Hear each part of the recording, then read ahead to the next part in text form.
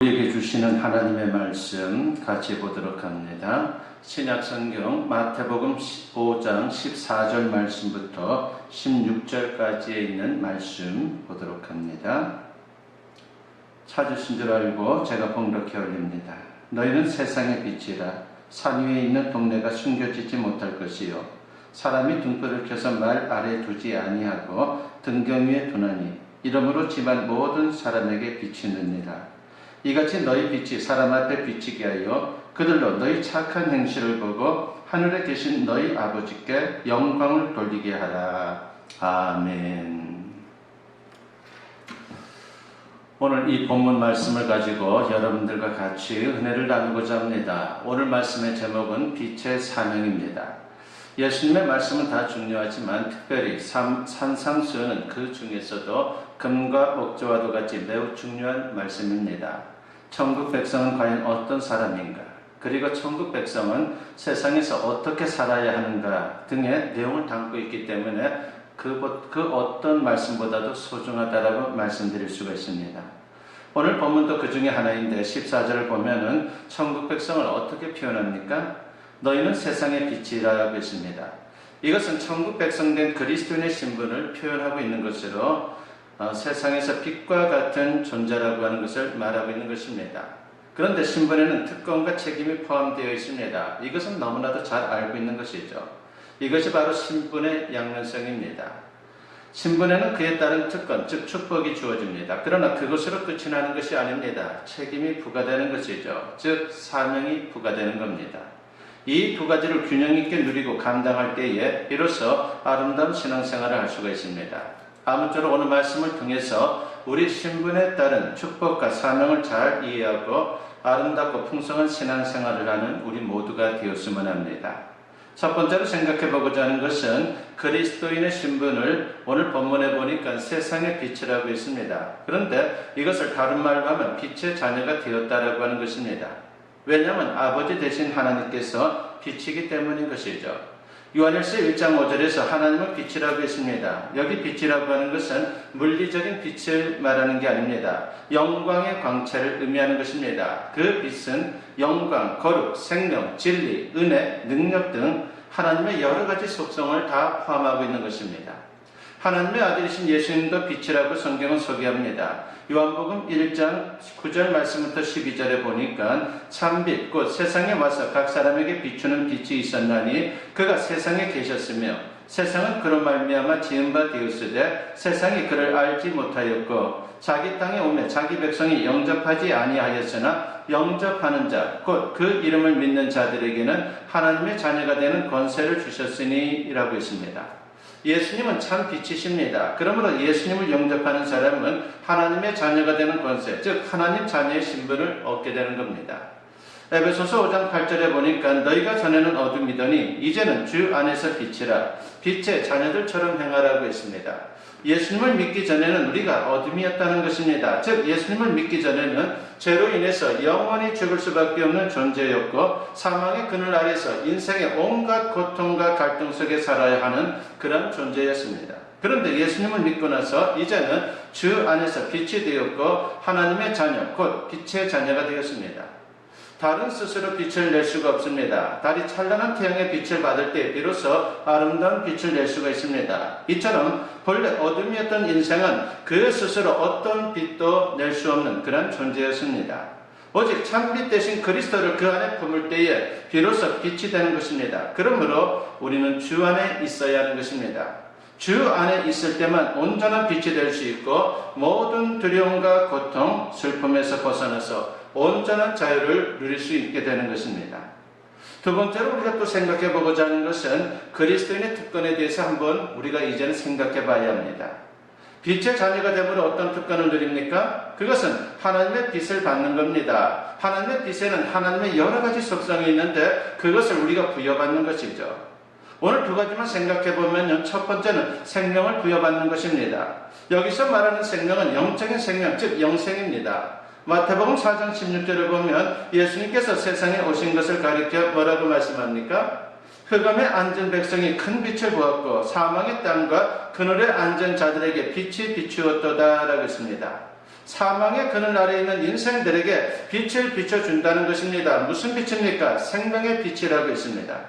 요한복음 8장 12절 말씀에 보면 예수께서 또 말씀하여 이르시되 나는 세상의 빛이니 나를 따르는 자는 어둠에 다니지 아니하고 생명의 빛을 얻으리라 하고 있습니다. 그렇습니다. 이 세상의 빛으로 진 예수님을 따르게 되면 더 이상 어둠에 있지 않습니다. 생명의 빛을 얻게 되는 것입니다. 그래서 영혼의 참 만족과 기쁨, 그리고 세상이 알지 못하는 참 평안을 누리게 됩니다. 이게 바로 영생의 기쁨입니다. 세상에서 아무리 많은 것을 소유하고 출세를 한다 할지라도 생명의 빛을 얻지 못하면 인간의 영혼은 불안하고 고독하고 허무할 수밖에 없는 것입니다. 이것이 참으로 고통스럽다는 것이죠. 얼마나 힘든 일입니까? 저희 아버님께서 2008년도에 소천을 하셨는데 그 같은 해에, 그러니까 저희 아버님 소천하고 나서 얼마 뒤에 탤런트 최진실 씨가 자살을 했습니다. 그러면서 많은 분들이 충격을 받았습니다. 국민 배우라고 하는 칭호를 받을 정도로 연기도 잘하고 돈도 많이 벌었고 명성도 대단했지 않았습니까? 그러나 자살할 정도였으니까 그 마음은 너무나도 힘들었다라고 하는 것을 충분히 생각해 볼 수 있습니다. 그러나 아무리 괴롭다 할지라도 하나님이 주신 고귀한 생명을 스스로 끊는 자살은 그 어떤 것으로도 정당화될 수는 없습니다. 그런데 최진실 씨는 교회를 다니던 분이었기 때문에 더 충격적이었습니다. 제대로 예수님을 만났었다면 안 그랬을 텐데, 교회 공동체 안에서 예수님의 사랑으로 위로받을 수 있었다면 안 그랬을 텐데라고 하는 그런 생각이 듭니다.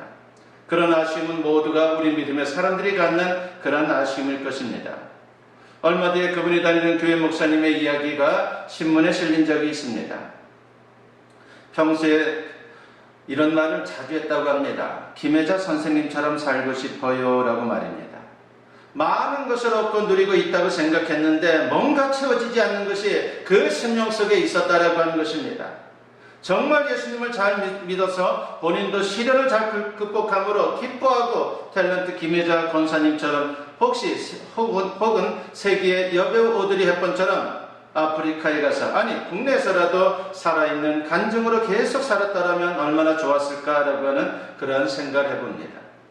어디 최진실 씨뿐이겠습니까? 우리 주변에는 겉은 번듯해 보이지만 우울증에 시달리는 사람들, 이런저런 인생으로 힘들어하는 사람들, 사망의 어둠을 향해 달려가는 사람들이 얼마나 많습니까? 거기에 대한 답은 하나입니다. 빛 대신 예수님을 만나고 제대로 예수님을 믿어야 하는 것입니다. 생명의 빛 대신 예수님으로 인해 영생의 기쁨을 누릴 수 있는 우리 모두가 되었으면 합니다. 두 번째로는 우리 빛된 하나님의 자녀들에게는 하나님의 능력이 부여된다라고 하는 것입니다.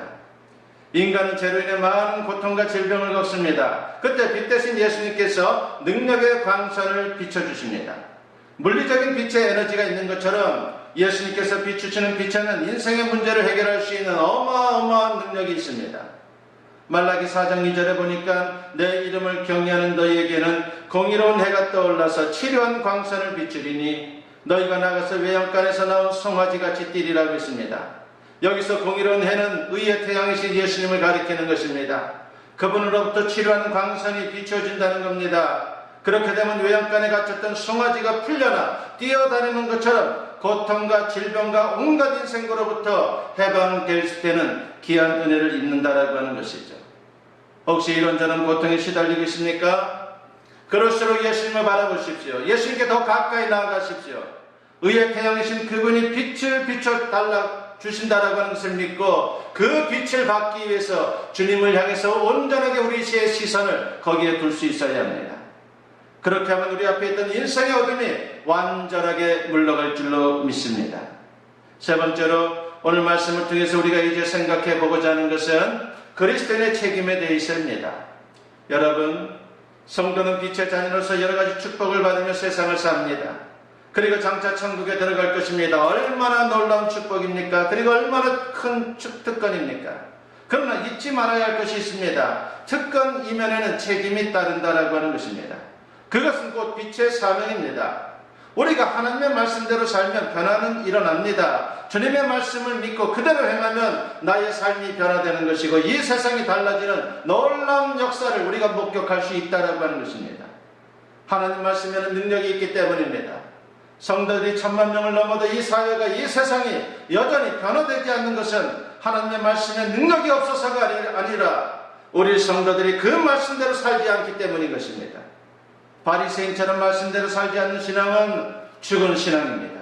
빛을 잃은 신앙입니다. 이런 모습으로는 절대로 세상을 살릴 수가 없는 것입니다. 2차 세계대전이 한창일 때의 일입니다.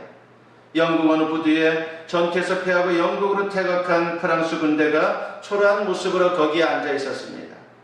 그들은 전의를 잃고 낙담하며 질서도 없이 여기저기 주저앉아 있었습니다. 그때 배 한 척이 들어오는데 그 배에도 전투에서 패하고 유럽 대륙에서 철수하는 영국군들이 거기 타고 있었습니다. 둘 다 전투에서 패하고 퇴각한 군대였지만 영국 군대는 프랑스 군대와는 달랐습니다. 영국군 역시 피곤하고 지친 상태였지만 그들은 제복의 단추를 채우고 대열을 지어 행진하며 거리에서 열병식을 한 것입니다. 그 모습을 본 프랑스 군인들도 자신들의 제복을 단정히 하고 영국군의 뒤를 따라 행진을 했습니다. 그 뒤에 이들 군대는 다시 힘을 얻어서 독일군과의 전투에서 혁혁한 공을 세웠습니다. 프랑스 군대에 영향을 미쳤던 영국군처럼 우리 성도들은 다른 사람들에게 좋은 영향을 줄 수 있는 그러한 하나님의 사람이라고 하는 것을 잊어서는 안 됩니다. 우리의 신앙적 행동은 다른 성도는 물론이거니와 예수님을 믿지 않는 사람들에게도 영향을 미칩니다. 우리 신분은 뭡니까? 우리 신분은 빛의 자녀입니다. 특별히 세상의 빛입니다. 오늘 본문 14절에 보니까 너희는 세상의 빛이라고 했습니다. 너희는 교회의 빛이라 말하지 않습니다. 그러므로 도피주의나 염세주의는 올바른 신앙의 태도가 아닙니다. 힘들어도 세상으로 나가야 합니다. 빛은 어둠에서 그 존재 가치가 있는 것입니다. 세상이 빛으로 가득하다면 주님께서 우리에게 빛이 되라고 말씀하지도 않았을 겁니다. 그러므로 신앙이 좋다는 것은 교회 안에서의 모습으로만 평가할 수 없는 것입니다. 세상에서 빛이 되어야 하는 것입니다. 어둠은 한 번도 빛을 이겨본 역사가 없습니다. 빛을 우리 스스로 가려서 문제지 빛을 드러내기만 하면 아무리 미미해도 반드시 어둠을 물리칠 수 있습니다. 그러므로 우리가 비록 연약하지만 세상에서 믿음으로 사는 게 어렵지만 작은 촛불이라도 최선을 다해 비출 수 있는 용기를 가져야 하는 것입니다. 오늘 보면 14절과 15절에 보니까 너희는 세상의 빛이라. 산에 있는 동네가 숨겨지지 못할 것이요 사람이 등불을 켜서 말 아래 두지 아니하고 등경 위에 두나니 이러므로 집안 모든 사람에게 비추느니라 하겠습니다. 이스라엘 동네는 대개 산이 있습니다. 그러므로 집에 등불을 켜면 사방에서 다 보입니다. 또 등불을 켤 때 말, 즉 바가지를 엎어두고 그 안에 놓지 않습니다. 등경, 즉 램프 스탠드 위에 불을 둔다라고 하는 것입니다. 그래야 사방을 환히 비출 수 있습니다. 그렇습니다. 교회는 그리고 우리 그리스도인들은 이와 같이 세상에서 빛을 발해야 하는 것입니다. 베드로 사도는 베드로전서 2장 9절에서 이렇게 말합니다. 그러나 너희는 택하신 족속이요 왕같은 제사장들이요 거룩한 나라요 그의 소유가 된 백성이니 이는 너희를 어두운 데서 불러내어 그의 기이한 빛에 들어가게 하신 이에 아름다운 덕을 선포하게 하려 하심이라고 했습니다. 우리 그리스도인은 왕같은 제사장입니다. 제사장은 하나님과 세상 사람들 사이에 다리를 놓는 사람입니다. 그러므로 세상 사람들을 향해 생명의 빛, 진리의 빛, 능력의 빛 대신 예수님을 삶을 통해서 선포해야 하는 것입니다. 작고 보기에 별로 아름다워 보이지 않는 거무튀튀한 씨앗이 있었습니다. 아무도 거들떠보지를 않았습니다. 그런데 그 씨앗을 정원에 심었습니다. 그리고 잘 가꾸었습니다. 그러던 어느 날 아름다운 꽃이 거기에 만발하는 것입니다. 그러자 동네 사람들이 너도 나도 몰려서 말합니다. 이 꽃 씨앗을 좀 얻을 수 있습니까? 라고 말입니다. 무슨 말입니까? 세상 사람들은 복음의 진리를 잘 모릅니다. 그 안에 생명과 축복이 있음에도 불구하고 거들떠보지도 않습니다. 그러므로 성도는 삶 속에서 실제적으로 복음의 꽃을 피워야 하는 그런 사명이 있다라고 하는 것입니다. 오늘 보면 16절 말씀해 보니까 이같이 너희 빛이 사람 앞에 비치게 하여 그들로 너희 착한 행실을 보고 하늘에 계신 너희 아버지께 영광을 돌리게 하라고 했습니다. 그리고 에베소서 5장 8절부터 11절 말씀해 보니까 너희가 전에는 어둠이더니 이제는 주 안에서 빛이라. 빛의 자녀들처럼 행하라. 빛의 열매는 모든 착함과 의로움과 진실함에 있느니라. 주를 기쁘시게 할 것이 무엇인가 시험하여 보라. 너는 열매 없는 어둠의 일에 참여하지 말고 도리어 책망하라 그랬습니다. 빛의 자녀라면 빛의 열매, 즉 착하고 아름다운 행실을 보여줘야 한다는 것입니다. 그럴 때 세상의 어둠이 도전을 받고 감동을 받고 영향을 받는 것입니다. 그러면서 세상이 변화되는 것입니다. 그러므로 우리 얼굴이 전도지입니다. 우리 생활이 전도지입니다. 우리 인격이 전도지입니다. 세상 사람들은 이렇게 구체적으로 보여주지 않으면 복음의 진리를 모릅니다. 관심도 없습니다. 그렇다면 얼마나 철저하게 보여줘야 합니까? 미국의 기독교 여론조사 기관인 저지바니 리서치라고 하는 조사 기관이 있는데 그 기관에 의해서 다음과 같은 것을 조사를 했습니다. 그것은 불신자들이 성도들의 그 도덕성 어느 정도를 봐야지 변화가 되는가라고 하는 것을 조사를 하게 됐습니다. 그런데 불신자들에 비해서 성도들의 도덕성이 40% 이상 차이나게 우월해야 비로소 세상 사람들이 감동을 받고 서서히 변화되기 시작한다라고 하는 것이 그 결론입니다. 성도들의 삶의 모습이 얼마나 철저해야 할지 잘 보여주는 중요한 자료입니다. 그저 약간 우월하거나 아니면 세상 사람들과 비슷하면 절대로 좋은 영향을 세상에 끼칠 수가 없습니다. 그러므로 빛의 사명을 감당하려면 손해본다는 자세로 세상을 살아야 하는 것입니다.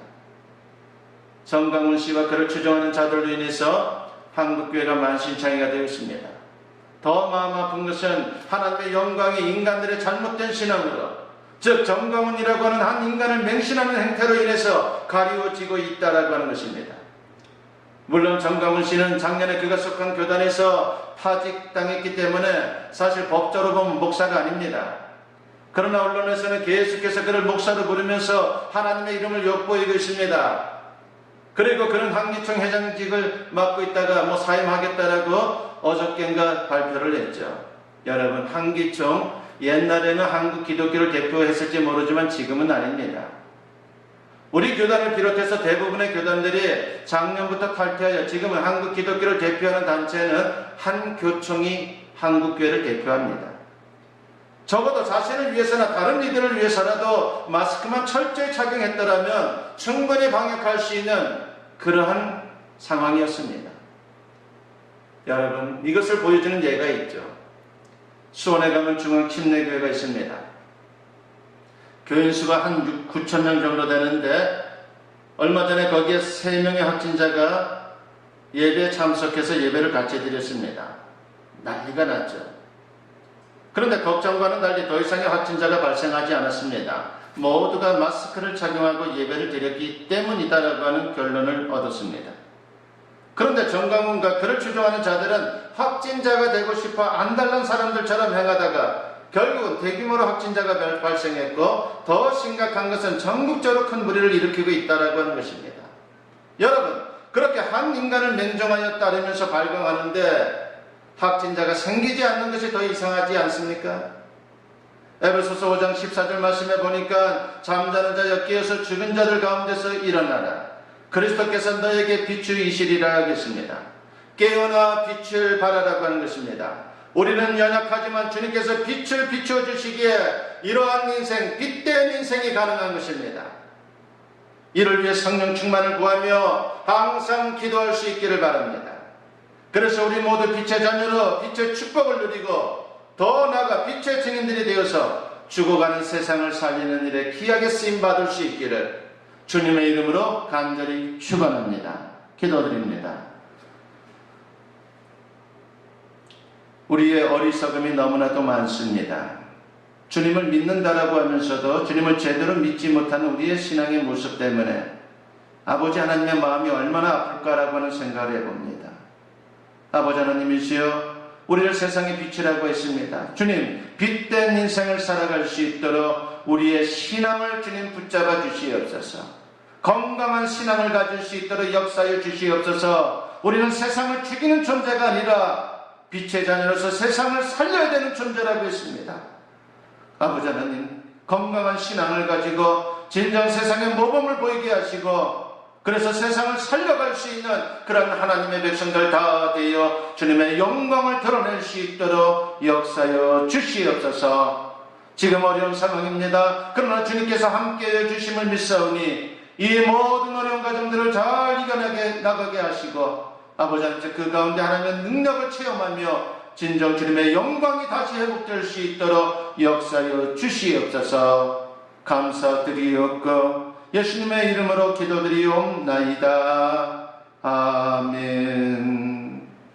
축복 기도드립니다.